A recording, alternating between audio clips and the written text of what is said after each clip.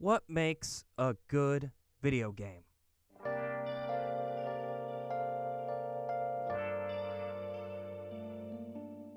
It's a question with different answers depending on who you ask. Some think it's fun and exhilarating gameplay. Some think it's an interesting and intriguing story. Some think it's having an emotional experience that they will never forget. A good game has one or two of these. A great game incorporates all three. They are rare to come by, and they can come from the most unlikely of places. For me, one great game comes to mind. A game people talk fondly about. A game that is critically acclaimed. A game I did not know existed until certain circumstances got me to play it. Before getting into the game itself, let me tell you how it turned out this way. The Game Awards had their show on December 6th, 2018. During the show, they dropped a trailer that featured Joker from Persona 5. At first, people thought it was new content, but it was revealed that he will be the first DLC character for Super Smash Bros. Ultimate. It's worth noting that this took place one day before Ultimate was released to the public. This was such a big deal as it hyped up the first DLC pack while also being a third-party character in the more recent time. It was my first exposure to the Persona series. I did not know of its existence until this very moment. I thought, hey, that's cool, and just went about my day. Persona 5 had been out for over a year at this point. It was initially going to come out in 2014, but after delay after delay after delay, it came out on September 15th, 2016 in Japan, and April 4th, 2017 worldwide. This was around 8 years after the release of the 4th installment, so expectations were high. Atlas wanted to make sure this game would be the best in the series, and they delivered. As of 2023, it sold over 7 million copies worldwide, making it one of the best-selling games for the company. 2019 rolled around, and I kept hearing how good the game is. It got nominated for Game of the Year at the 2017 Game Awards, so there was a lot of buzz for it after the nomination and the character reveal, ranging from people on the internet to my own college roommate playing it with his friend one night. It was also when I got back into anime, so having an anime-style game should have been a match made in heaven for me.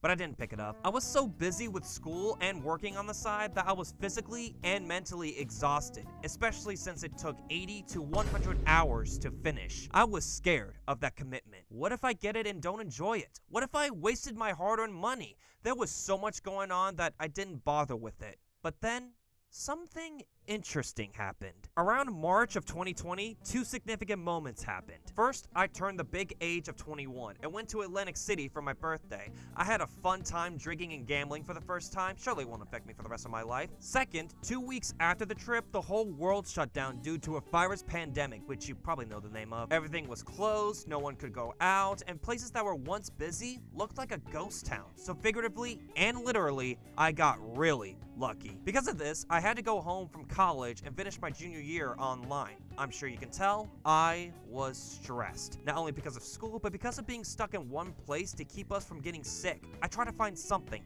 anything to pass the time in hopes that everything would open back up. Luckily, one quiet evening, I was scrolling through the PlayStation store, finding a game to buy, and I saw the Persona 5 icon selling for a cool $20. I was honestly flabbergasted. For comparison, this is the same price as Sonic Mania, a game that will take you 10 hours at most to finish. I got it for $11 because one of my friends added funds to my account to buy a Beat Saber pack. Since there was nowhere to go and I had a lot of time to spare, I decided to buy it. I got the game a few days before the remaster version, Persona 5 Royal, was released at full price. I justify it by thinking if I didn't like it, I wasted $11 instead of $60. After beating the original twice and Royal 5 times, I wish I played it sooner.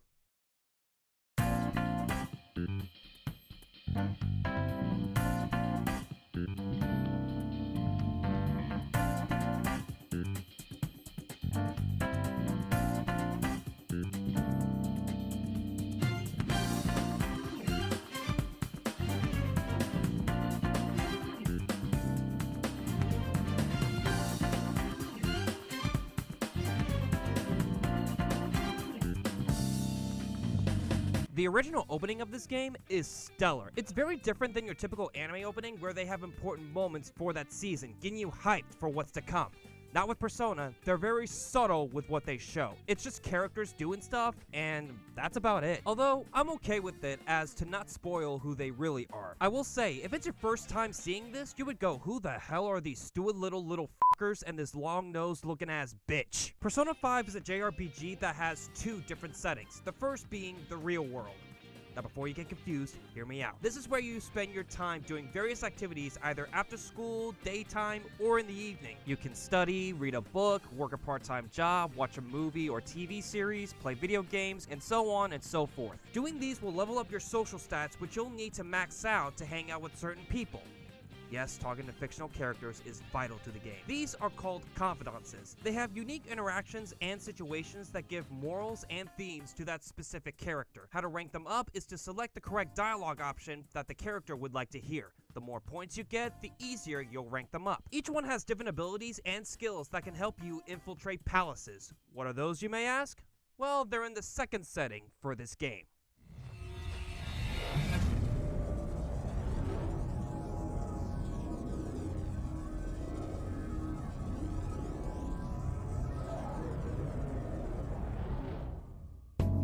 This is the metaverse. It's where you roam around palaces where rulers have their desires taken form. You have to figure out certain criteria in order to enter. You roam around to find the treasure deep within these palaces. Along the way, you do puzzles to unlock new areas and fight monsters called shadows. When you encounter one, you have a chance to ambush it to gain the advantage in turn-based combat. Here you select your attack, item, or tactics. There are 10 total attack types: melee, gun, fire, ice, wind, electric, nuclear, psychic, curse, and light. Physical attacks cost health points, and magic attacks cost skill points. You can use support skills to increase or decrease attack, defense, and accuracy/evasion. There are also status ailments, increased physical and magic attacks, and healing moves. Most of them you use with your persona. Personas and shadows are derived from psychology, where a persona is the idea that a person puts on a personality mask that is different than one's true self, and a shadow represents the unconscious and repressed parts of the personality. In this case, the characters are literally removing their mask, revealing their true selves to fight against the repressed monsters. If you hit a shadow's weakness, you perform a one more, meaning you gain another turn. The best option is to do a baton pass to your teammates, which will increase their attack, and if you get to the fourth and last member, the next move they do will cost you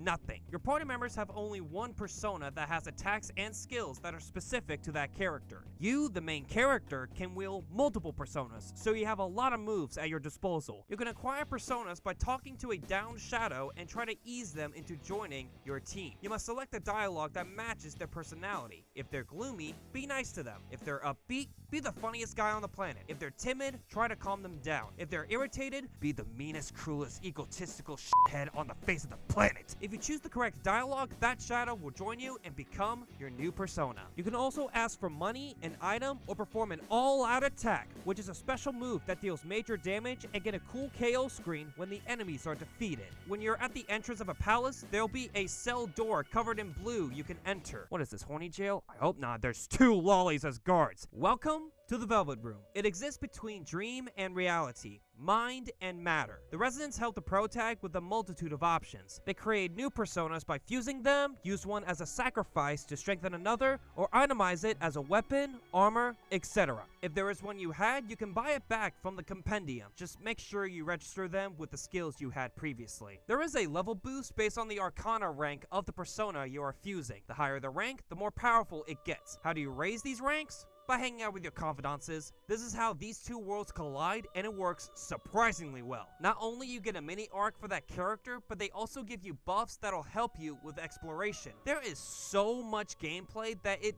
never gets boring. Everything you do can help with your infiltration, making yourself stronger as you progress. This game has a deadline mechanic that tells you how many days you have to make a successful infiltration, but it also says on the loading screen to take your time, telling you to not rush things and go at your own pace. Sure, you have a finite number of days, but they want you to think about what you want to do in those days and plan accordingly. It's almost like it wants you to feel something, like it wants you to put yourself in this fictional world. So, it has a fun and unique gameplay mechanic that has you do things in the real world that will affect what you do in the metaverse. It also has you make an emotional attachment by taking your time, learning about the characters, and figuring out your next move. These two elements alone already make this game good, but there is one more element I mentioned at the beginning, and I believe this elevates the gameplay and emotions to greater heights. What makes it stand out above all other games I played before. This alone makes this one of, if not, my favorite video game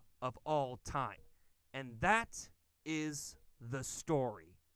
And my god, what an amazing story. I've heard so much about the gameplay that I barely heard anyone talk about the premise. Like, all I got was this nerdy hot guy got in trouble and transferred to another school, all because some drunk guy sued him and now he has the power to go into another world and steal people's treasure? I don't know, sounds like a criminal to me. I will warn you, it deals with really dark themes like suicide, sexual abuse, harassment. If you don't want to hear about them, I don't blame you for not sticking around. But I believe it tackles these themes very well, and I want to share this amazing work of fiction. With that said, it's time to oppose fate, desire change, and rise against the abyss of distortion.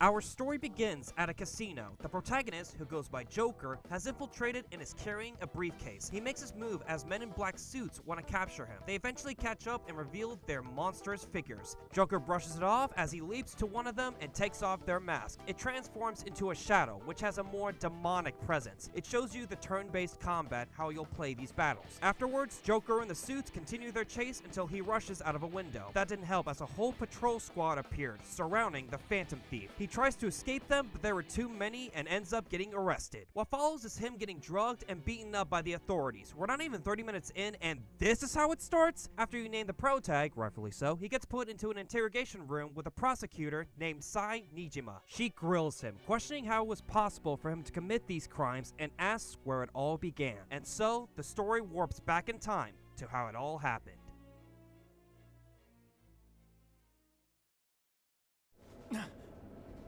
It starts with Joker riding a train to the bustling city of Shibuya. He gets this weird app which was installed out of nowhere. Like any sane human being, he deletes it off his phone. Just forget that a demon appeared on the other side of the street, nothing to worry about. He makes his way to the streets of Yonginjaya and finds himself at a small coffee shop named LeBlanc. There he meets the owner, Sojiro Sakura, who will be his guardian for the next year. The reason he's there is when he was on his way home, he saw a woman who was getting harassed. He tried to stand up for her, but the guy that was bothering her got injured and sued him. They make it seem like Joker was in the wrong, but when you see it from his perspective, he barely touched the guy, and he was so wasted that he fell on his own. In theory, he shouldn't get in trouble for this, but this guy must have some high power because he convinced the woman to tell the authorities that Joker attacked him, leading to his arrest and transfer to another school. Now that he has a criminal record, everyone is giving him the cold shoulder. Teachers, students, even otherworldly beings treat him like trash. The Velvet Room reflects the state of the guest's heart. In this case, it's a prison cell. He feels like he's trapped both inside and out. Igor, the self-proclaimed master, reassures him that through rehabilitation, he'll avoid certain ruin heading his way. But enough of that, let's go to school! Woo! He rides the train to Shujin Academy and takes cover since it started raining. And now the app is back. Great, can this get any worse?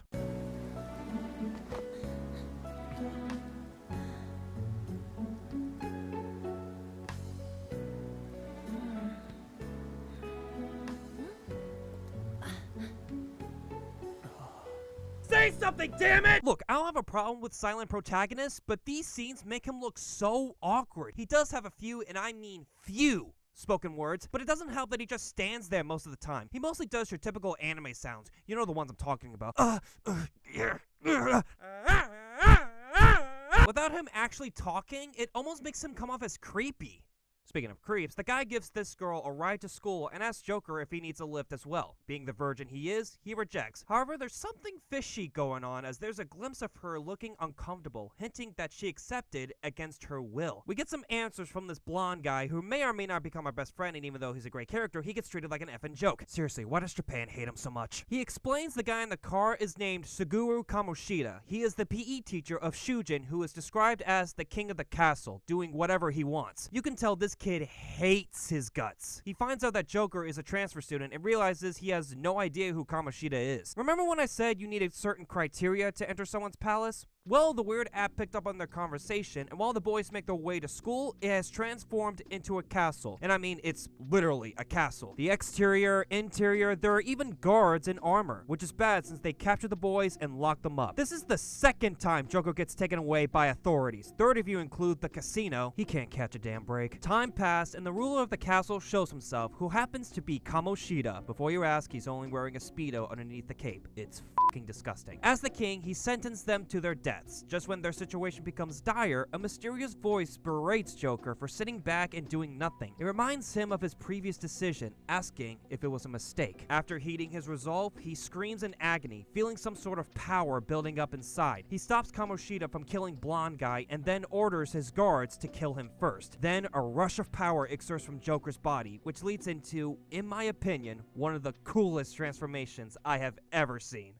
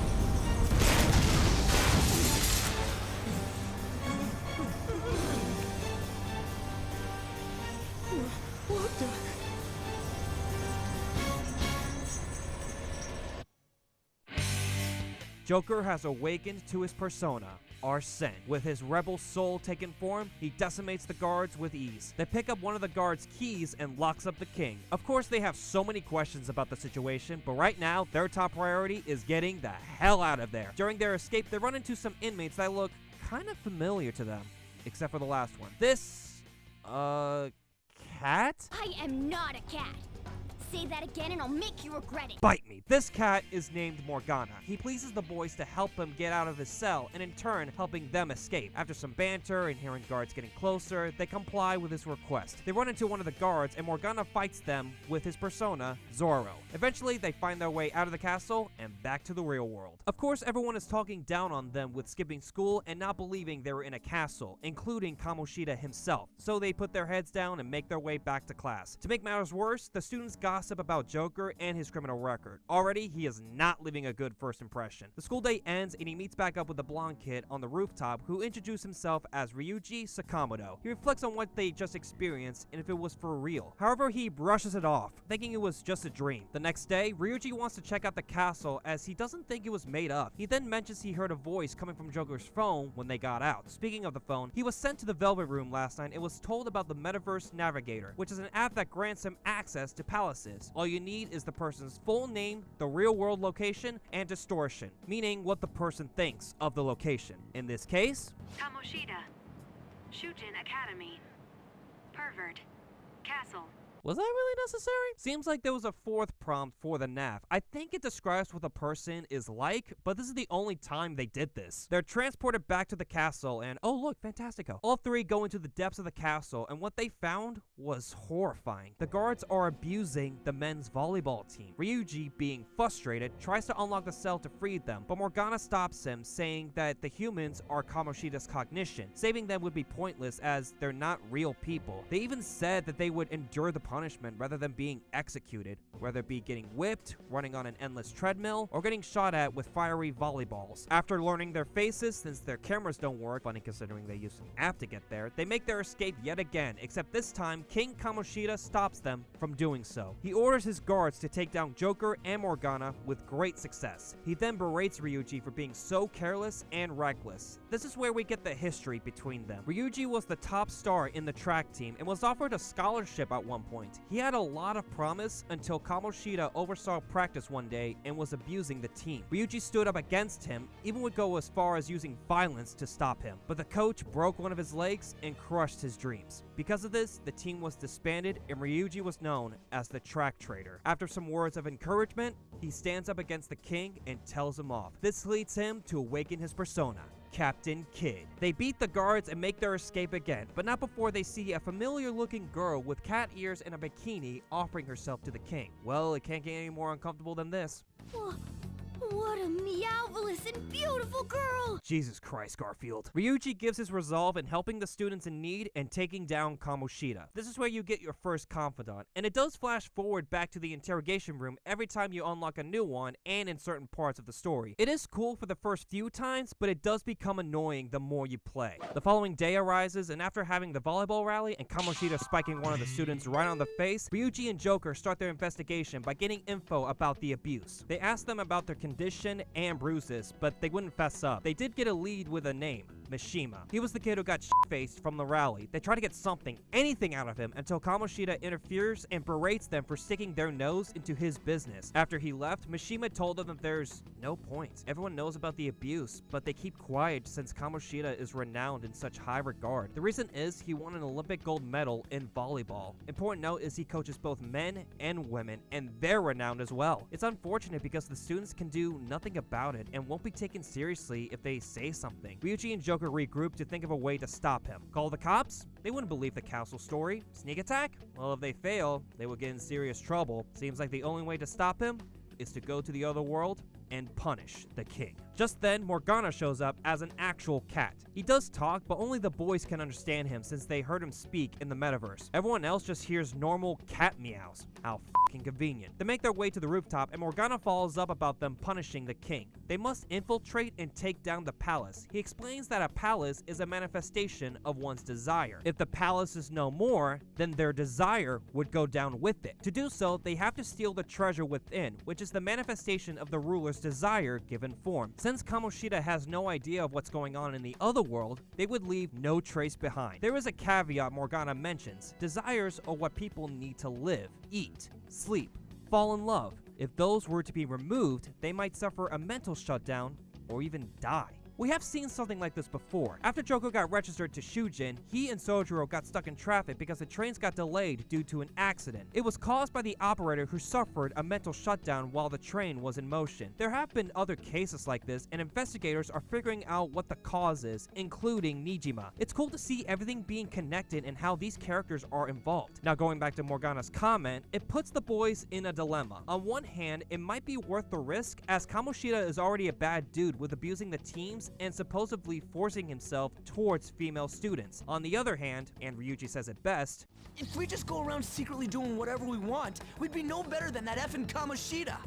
this may be the only option, so they table it for now. As Joker makes his way home, he runs into the blonde girl from earlier who was in the middle of a heated phone call. Eventually, the other line hung up on her and she started breaking down crying. She saw Joker hear the convo and told him it was nothing before running off. He catches up to her and they go to a place to sit down. We then get her side of the story as to why she's feeling this way. You've heard the rumors, haven't you? About Mr. Kamoshida. Everyone says we're getting it on. But that's so not true. That was him on the other line. I avoided giving him my number for the longest time. He told me to go to his place after this. You know what it means. If I turn him down, he said he'd take my friend off as a regular on the team. I've been telling myself this is all for Shiho's sake. I can't take it anymore.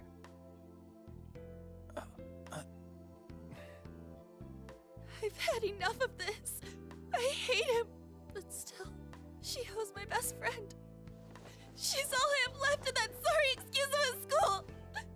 Tell me, what should I do? Sorry, I shouldn't have asked. It's not your problem.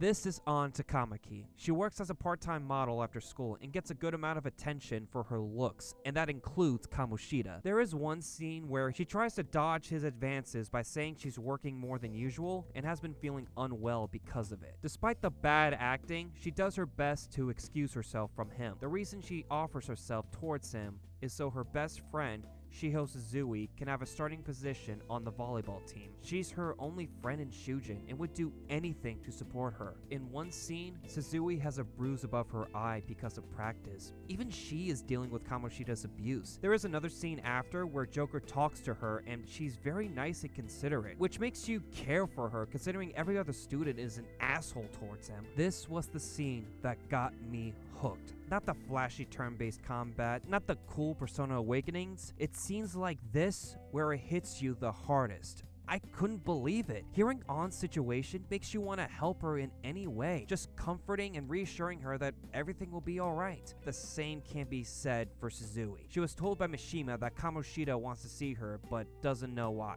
One thing's for certain, it's not gonna be good. Another day, another typical school outing. This is not what I signed up for. 808! He asks Joker if he made up his mind about the offer, but before he does, disaster strikes. Wait, she's going to jump! Suzui? Shiho? For real? Come on, let's go. Hey, stay in your seats. Do not step foot outside of this room. No way! Huh? Is she gonna commit suicide? It's Suzui! Shiho Suzui! Huh? Suzui-san? Let's go look.